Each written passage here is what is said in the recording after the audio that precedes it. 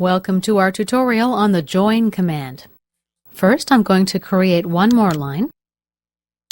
Line type, select point direction. Let's select this point and this direction. For my end value, I will enter a value of 50 millimeters. Tab, OK. Next, let's activate the join command. The join definition dialog window opens. Under Elements to Join, I'll select corner dot 1 and my new line, line dot 3. Click OK. Notice corner 1 and line 3 have become under-intensified in my specification tree.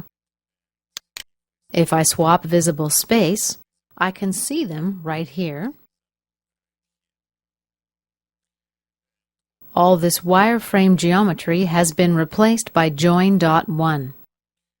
By the way, even if we can't use them, we still can't delete them because they've been used for the creation of join dot 1. And this concludes our tutorial on the join command. We will be picking up this topic later on in this course.